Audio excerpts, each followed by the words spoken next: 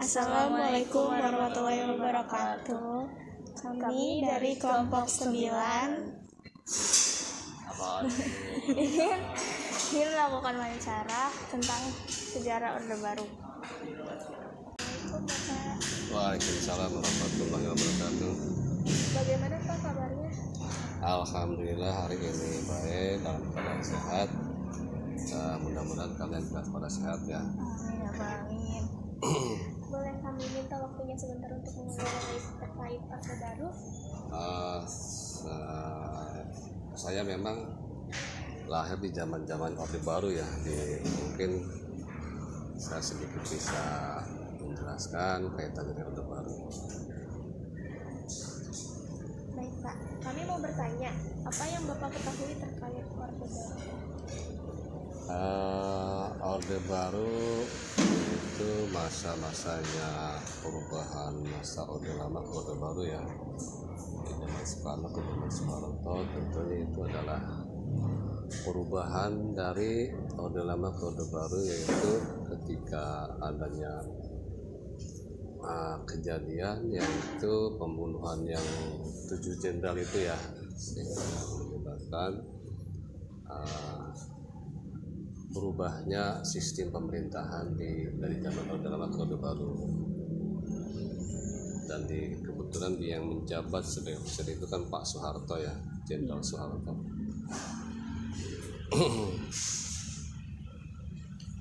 Oke Pak, terus seingat Bapak Orde Baru itu terjadi di tahun berapa ya Pak? Orde Baru itu terjadi di tahun 65 masuk ke tahun 66. Kalau begitu apakah Bapak tahu siapa pemimpin Orde Baru? Orde Baru Soeharto, Jenderal Soeharto ya. Dia sebagai presidennya. Untuk kebijakannya seperti kebijakan politik, ekonomi, atau sosial hukumnya, Bapak masih ada yang ingat tidak? Kebijakan setelah masa transisi ya, memang diharuskan seorang pemimpin harus punya kebijakan ya. Kebijakannya tentunya harus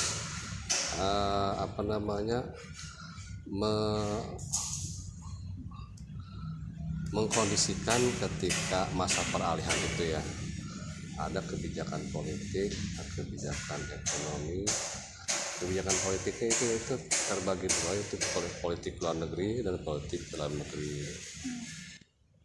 Kebijakan politik dalam negeri itu ya yang diambil ya karena masa transisi, dia sudah mencanangkan yang namanya pemilu ya, pemilihan umum untuk rencana ke depan itu kan, rencana ke depan setelah Soeharto itu menjabat 5 tahun ke depan ada yang namanya pemilu. Itu yang pertama.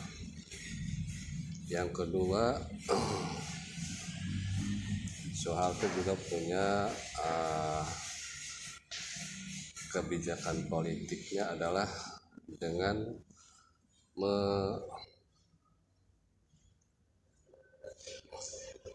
bekerja sama kebijakan politiknya itu dia kaitannya dengan adanya Dewi Fungsi ABRI.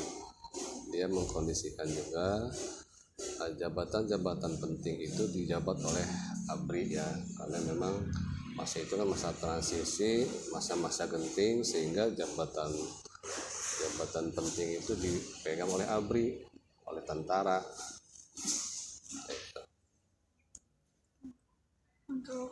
Yang kedua, kebijakan politik luar negerinya itu Soeharto juga membangun kembali dengan negara-negara yang memang tadinya sudah ketika masanya zamannya Soekarno gitu sudah putus, menyambung kembali tali silaturahmi dengan negara-negara yang contohnya dengan Singapura, dengan Malaysia, yang ketika itu ada konfrontasi, ada rencana pengambil alihan Malaysia itu ya, itu disambung kembali, bekerja sama kembali dengan negara-negara tersebut. Yang keduanya, Soeharto juga masuk lagi ke PBB karena pada waktu tahun 65 itu Soeharto Indonesia ini keluar dari keanggotaan PBB ya. Kalau keanggotaan PBB masuk kembali di tahun 67 kalau nggak salah, 67 masuk kembali untuk menjadi anggota PBB. Dan Soeharto juga membuat negara-negara anggota ASEAN. Dia sebagai pendiri juga anggota ASEAN, masuk ke dalam negara-negara Islam oke, terus ya juga ya itulah politik luar negeri dan politik dalam negeri, kebijakan politiknya. Kalau kebijakan ekonomi sih, kebijakan ekonomi pada saat itu Soeharto punya yang namanya trilogi pembangunan. Trilogi pembangunan itu yang pertama,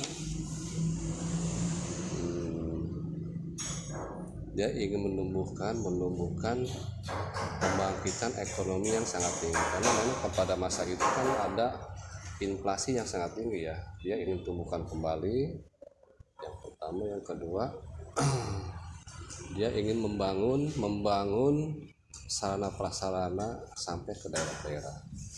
Contohnya dia membangun ada namanya listrik masuk desa, membangun jalan-jalan ke kampung-kampung gitu ya. Itu diantaranya.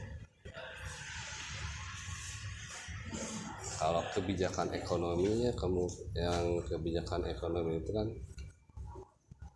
kebijakan ekonomi ya. Ekonomi itu kan dengan ada teori pembangunan ini, maka Soeharto ini buka kembali yaitu yang namanya rencana pembangunan 5 tahun, repelita gitu ya, rencana pembangunan 5 tahun mulai tahun 67 sampai 71 ya, sampai repelita ke 6 ya, jadi gitu.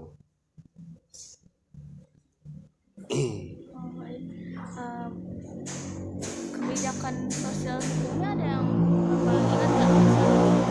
Kalau kebijakan sosial budaya gitu ya, Soeharto juga dia punya niat baik ya kaitannya dengan sosial budaya itu, dengan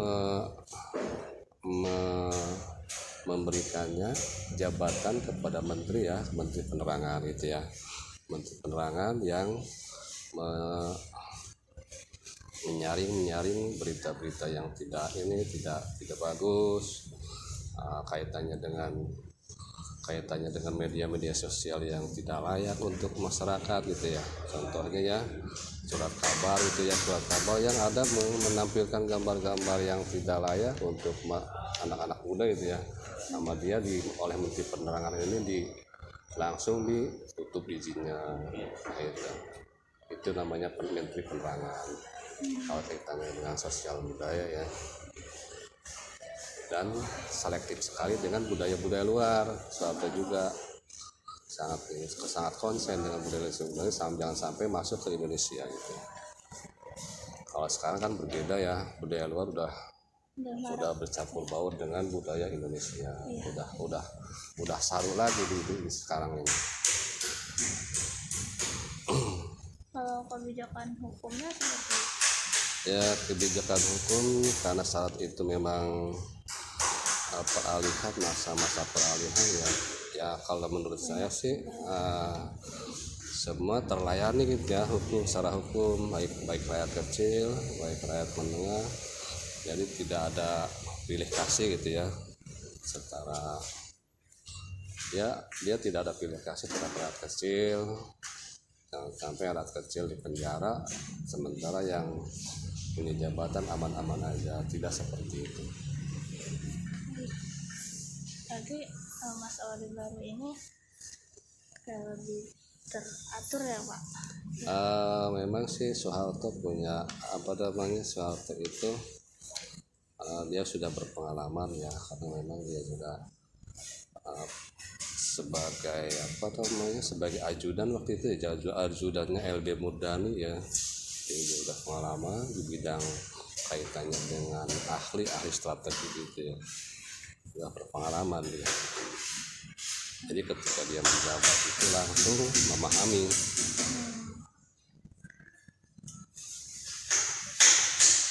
Pengalaman Bapak pada saat Orde Baru tuh apa sih yang pengalaman yang paling berkesan buat Bapak?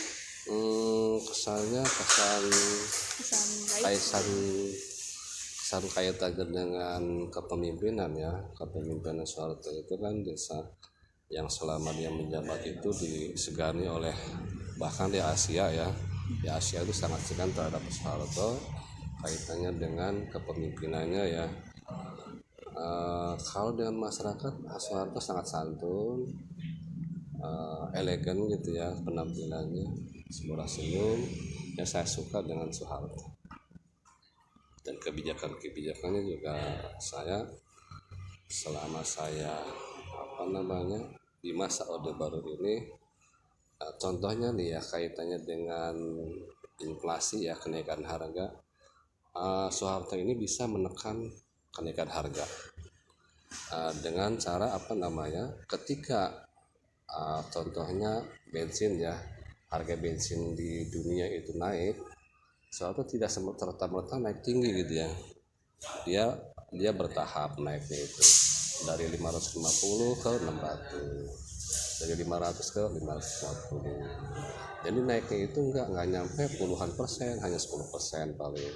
Kalau sekarang kan ketika harga minyak dunia per barelnya tinggi, ini naiknya setinggi-tingginya ya. Dari 10.000 ke 14.500 itu kan udah 45%, ya kan? Dari 7.600 ke 10.000 kan udah 20, hampir 30%, ya kan? Itu otomatis harga-harga bahan baku itu akan naik tinggi, ya, akan naik tinggi. Jadi Soeharto ini punya kedekatan terhadap masyarakat supaya rakyat itu tidak teriak ya. Jadi bisa menekan harga sehingga ekonomi ini berjalan lancar, masing-masing dari rakyat menengah, dari rakyat kecil sampai rakyat menang itu dia masih bisa mencari makan gitu. Begitu juga dengan tarif listrik tidak serta-merta dinaikkan. Ini kalau zaman sekarang ini kan kadang-kadang setahun bisa berapa kali naik TDL itu, tarif daya listrik itu kan. Nah, dulu enggak begitu. Itulah kesan-kesannya kaitannya dengan kondisi Orde Baru.